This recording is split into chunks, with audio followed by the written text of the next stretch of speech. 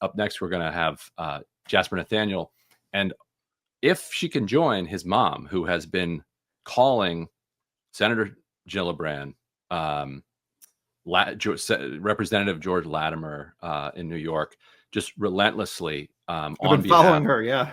American teenager Muhammad Ibrahim. Stick around as long as you can, but I know you've got a busy day so you've got to you feel free to roll whenever you can. I want to say about Nathaniel that right now in the occupied West Bank, there's an unprecedented level of terrorist activity. There's an unprecedented level of terrorist activity being unleashed against the Palestinians, and of course with the full backing of Israeli formal security forces. And the reporting that Jasper has done is so vital, and I would encourage people to hop onto his social media feeds and to watch what he's doing, because the credibility of his reporting is impeccable, and the just the temerity to be there and to bear witness, and then never doubt the ferocity of someone's mom getting involved. Yep. So big props to her as well. Yeah, Infinite Jazz is the Substack, and I think also a lot of his social media feeds, so people should definitely check that out. But Jasper, thanks so much for joining us here. Thanks, Ryan and Jeremy. Thank you. My mom is just off to the side, like giggling like a child listening to you compliment her and me. So thank you. Here, I'm just gonna bring her in. This is her camera debut. So hello. Hey, so Jasper's mom, does she know yet that she was surreptitiously recorded? Yeah, well, now I know.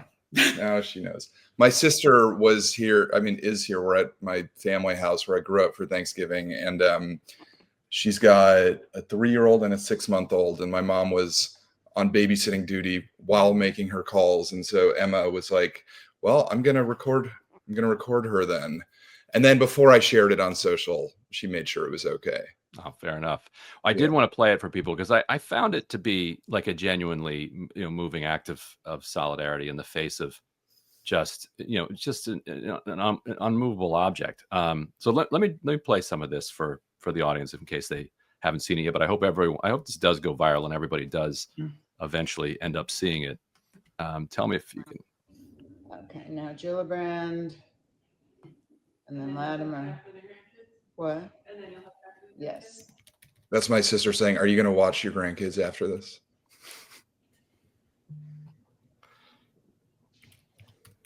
And this is every day she's doing this. Yeah, she just literally was doing it right before. I was like, "Mom, I'm glad to get somebody. My name is going on the just show." For context, I'm a 76-year-old Jewish grandmother, a lifelong New Yorker, and a lifelong Democrat. I have voted for Senator Gillibrand for every election she's been in, including when she was pregnant. So I have 2 questions. One, which you should have, because I've been calling every single day for a month trying to get an answer, which I think it's kind of difficult for a constituent not to be able to get an answer from her own senator. So the first question is why she didn't sign on to the letter of October 21st from Congress that went out to Marco Rubio and Mike Huckabee asking for the release of the American teenager, Mohammed, Mohammed, Ibrahim, Ibrahim, who's been held incommunicado without any contact with his family since last February when he was abducted by the IDF. This is a child who's in an Israeli torture camp. There's evidence he's been beaten. He's lost a quarter of his body weight. I'd like Senator Gillibrand to imagine if this were her child, what she would want done in a foreign prison. And the second is why she didn't sign on to the November 6th letter that went out to Benjamin Netanyahu, asking him to rescind the demolition orders for this small little village, Keir, and why she sees fit not to comment on any of this when we give billions of dollars to Israel every year. So I'd like the answer to those 2 questions.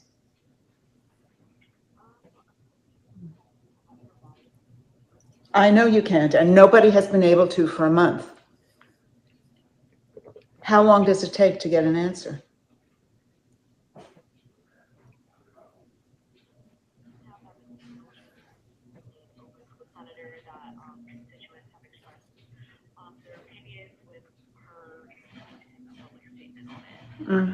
Right. I thought she was in favor of all hostages being released. Well, this is an American hostage who has not been released.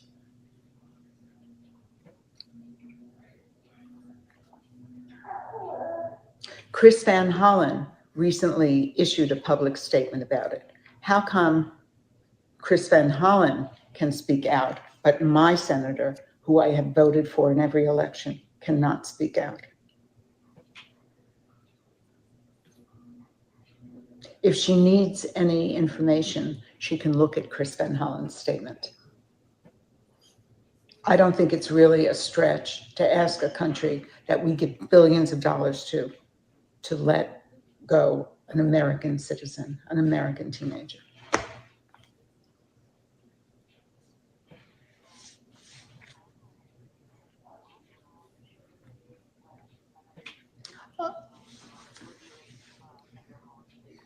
Okay, thank you. And I'll call again tomorrow in case I haven't heard. Thank you. Bye. Bye. How often does that happen? Does what happen? You get a person.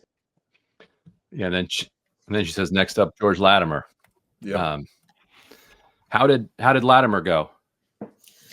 Well, the interesting thing about his office is that I do get somebody every single day.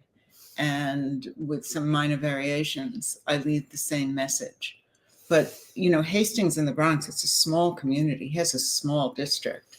And that I have been calling every single day for a month and nobody can give me an answer. You know, when I started this and I got a whole bunch of friends to participate, I naively thought, you know, this is my representative. All right, senators represent a whole state. This is my representative. And, you know, just in case anybody does any fact checking and they say, this isn't true, I'm making it all up, I have all of the logs on my phone with their names. Happy to share this. I don't think anybody's going to doubt you, but good that you do. Also, Ryan, this is, you know, I know you know this, but this was Jamal Bowman's district. Right. And, you know, he was buried under an avalanche of AIPAC money, which got George Latimer into power. And now, yeah, he obviously can't be bothered to help out an American kid. They also, like, you know, when I got attacked in the West Bank, my mom was doing the same thing. If you can imagine the level of Jewish mother rage sort of dialed up after seeing her own child get attacked, and you still couldn't get an answer from anyone, right? Yeah. So yeah, they said they'd call me back and then they didn't. And so tell us a little bit about Muhammad Ibrahim. This is a boy that, as I understand it, is accused of possibly throwing a rock at some point. Yeah. Yeah. So conditions. Yeah. So he's 16. He was abducted when he was 15 in February. So basically, his family's from Florida. So they're American citizens. They have a home in Florida. He speaks fluent English. They also have a home in a town called Al Mazrah Al Sharqiya, which is like outside of Ramallah in the West Bank. It's a community where there's lots of Palestinian Americans right by near where that settler attack happened that I filmed. This is also the same town where 20-year-old Saifullah Musalat was beaten to death in July. That's Muhammad's first cousin. Their moms are sisters. So anyway, in February, basically about 30 soldiers stormed into their family home at 3 a.m, went into his bedroom, zip tied him, blindfolded him, took him away. It didn't explain anything to his parents. So his parents had no idea where he was being taken, what he was being accused of. After a couple days, they were able to find out that basically he was being accused of throwing rocks, not of hurting anybody, but just of the act of throwing rocks. And basically Israel then said that he confessed to doing it. And Muhammad gave a sworn affidavit, which says basically he was beaten on the way to the police station after being abducted. He was beaten once he got there, and then they threatened to beat him again if he didn't confess. So, and, you know, obviously this is like entirely consistent with lots of documentary evidence of what's happening in these prisons. And so it's been 9 months now, and he's lost between a third and a quarter of his body weight. He contracted scabies. He says he's been beaten repeatedly. He's not been allowed to speak to his parents once in 9 months. A teenager, a kid. And, you know, to be clear, like, Israel's justification for this is that he's a security prisoner, which is the same term they would use for like somebody, you know, like a Hamas fighter who they captured on October 7th. So like, that's what we're talking about here. There's basically, you know, there's been very little mainstream coverage of it. I mean, his name has not appeared in the New York Times in 9 months. And so I've been working with the family. I actually stayed with them for some time when I was out there in October to just like make an all-out blitz on pressuring U.S. lawmakers to put pressure on the State Department and on the embassy over there. And what we know is that to the extent that anything's working, that's what's working. Because, I mean, I don't know, you might not have been able to tell, but like these people are tired of hearing from my mom.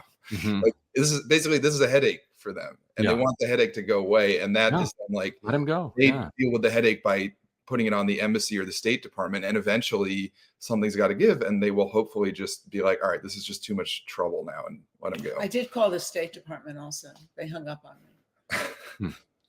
And I'm with your mom. I have a 15-year-old right now, and it's just utterly unbearable, unthinkable to contemplate being zip tied and beaten and held in a cage, and not to be able to see your child, to not be able to speak with them.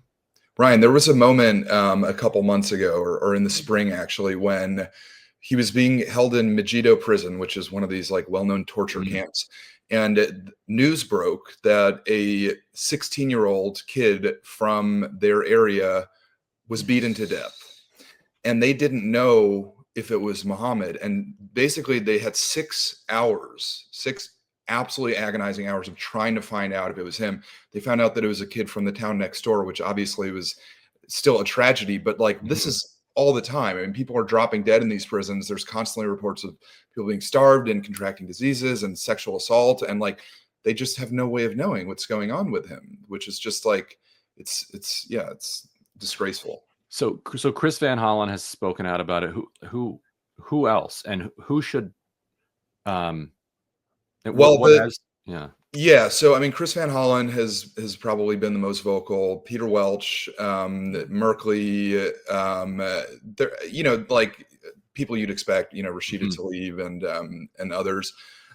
I mean, my view, and I've been talking with the family about this, is like what needs to happen is there needs to be like a moment that like forces this into the spotlight and makes it a national issue. And so my idea was that there needs to be a demand that a delegation of U.S. lawmakers from both sides of the aisle go to Israel and demand to see him in prison. And if they are allowed to see him, great, we'll get an update. If they're not allowed to see him, then Israel has just refused U.S. lawmakers. So like we just started putting that ask out. Haven't heard back yet, but yeah, I mean, look, like there's a handful of U.S. lawmakers that have spoken out and with like real moral clarity, like Van Hollen. But I think it's, you know, safe to say that this is not being treated the way like the Israeli American hostages who were, you know, fighting in the IDF when they were in Gaza. The sort of urgency of freeing them, like there's nowhere near that level of urgency for Muhammad. Yeah. Is the hope that this shines a spotlight on the broader conditions? Because I imagine that, and I'm curious how the Palestinians that you've spoken to feel about this, because there's this idea that like if you have that blue passport, at least you have some hope. Yeah, Israelis actually feel the same way. Like Israelis were saying during the hostage negotiations, oh, our government only cares about Israeli citizens if they have a blue passport. I mean, I can say that like there's a sort of urgency to get Muhammad out, and as soon as that happens, there like the campaign, like the sort of campaign apparatus that is already in place is going to extend to just like the situation of Palestinian children in prisons. In terms of like what Palestinians over there think, I mean, you know, one of the reasons I went to the West Bank in October on this particular trip was to report on these American villages, because I had just been in Washington, D.C.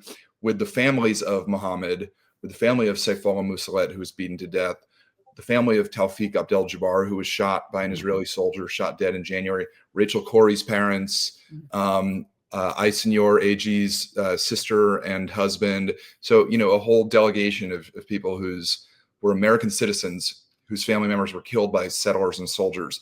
And then that's when I started to learn about these American communities. And so I went out there to visit them. And basically, like, the situation is these places actually were kind of insulated from the occupation violence for a long time because they have money.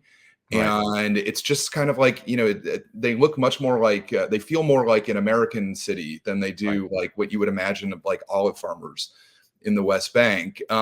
But they are now being attacked regularly, and their children are being killed like they are everywhere in Palestine. And so it's not as if like the focus on these Americans is to say like Americans deserve better. The point is like, if even the Americans are now being killed and attacked, and the US Embassy and the State Department can't be bothered to do anything to protect them, then what does that say about the situation of Palestine and US relations with Israel? So I love every child. They're Palestinian, they're American. I love those children. I am a Jewish mother and a Jewish grandmother. They are my children as much as the world's children. They should be the world's children. And for us to allow this to happen, I feel like I can have a limited effect because he's an American child, but my heart breaks for every one of these families separated from their children. For what? For what? How many of us didn't do a stupid thing when we were 15? You get a rap on the wrist and start again. But that my Congress people won't lift a finger when we give billions. I can't believe that after giving billions, if one of these people in a position of power, Marco Rubio, Mike Huckabee, any one of these Congress people that's had dealings with Netanyahu, they said, we want this child released. I can't believe they wouldn't release that child. Right. And that breaks my heart. No, I think that's right. And so we had two separate correspondents on the two most recent flotillas that went to Gaza. And I was regularly in touch with the embassy in Jerusalem, U.S. Embassy in Jerusalem, looking into the conditions of them. And from what we got back, every other embassy in Israel was far more responsive, cared far more. It took a significant amount of time just to get a response. So to your point, there just seems to be very little. There's a story yesterday that just like another story that I hadn't heard of yet of an American guy and his mother who went out there to do protective presence to the West Bank, and a bunch of them got arrested. And it was the same thing. All the Europeans, their embassy stepped in right away and got them released. The Americans were in prison for 5 days because the embassy wouldn't do anything to help them.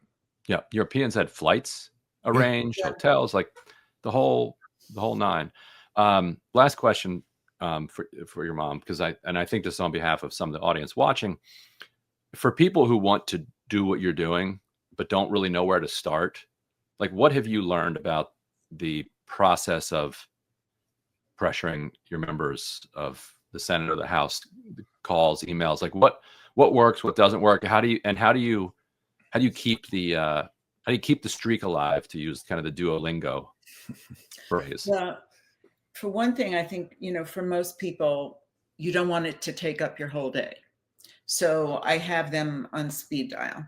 So you go online, you get their Washington offices, and it's a 202 number, and you have them on speed dial. So that's fast. And then you try to strike up some kind of empathic relationship with the aide who's answering the phone. Like the woman I spoke to today and yesterday from Latimer's office, she knows me. She says, is it the same two questions, Sharon? And I said, yes, it's the same two questions. And then I add a level of frustration. Do you have a script in front of you or notes or something? I used to have a script. I have a script written out. I don't need to use it any longer. But it is surprisingly satisfying to speak to somebody and, to say, I've known Kirsten Gillibrand since she was pregnant with twins. I know Chuck Schumer, since before he had grandchildren. And, I've been Jewish longer than most of these people have been alive. And this is so intrinsic to my value system. So I don't know, I haven't had any success yet, so I'm not sure if there are other people who have had success. And naively, when I started this, I thought, oh, I'll get a response. Maybe it'll take a couple of weeks, but I'll get a response. And nothing. You would think. Can I ask one question to my mom, actually? Yeah. Somebody tweeted in response to the video, someone should call her back and explain her son is a self-hating capo, and instead of calling senators, she should invest in therapy for the little capo spawn. So I wanted to just, give her a chance to respond to that, to me being a self-hating, explaining to you that I'm a self-hating capo. Well, as I said before, I am a proud Jewish mother. And as a proud Jewish mother, I have certain values. And to me, I have nothing but respect for my son, who I believe is the living embodiment of those values. And you see it when you see the videos of him in the fields with the olive farmers, and you see the affection that they have for him. This is not a self-hating capo.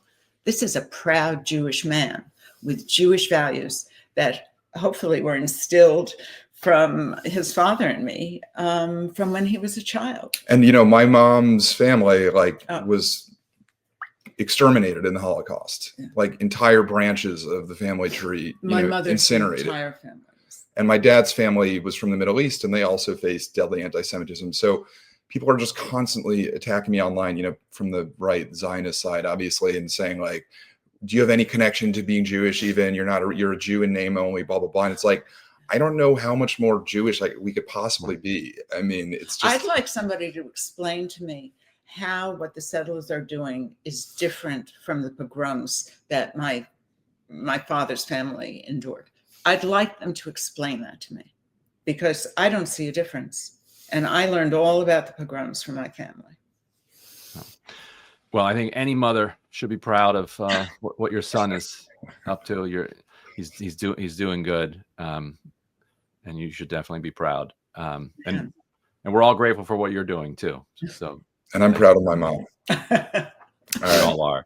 Thanks, Ryan. Thank you. Thank you both so much. Bye. Well, that'll do it for us here on the Tuesday morning Drop Site live stream. As always, if you can support our work, you can go to donate.dropsitenews.com, or you can upgrade to a paid subscription. It's donations and subscriptions that fuel this work. Again, on behalf of all of my colleagues here at Drop Site News, thank you, and have a as delightful a Thanksgiving as you possibly can.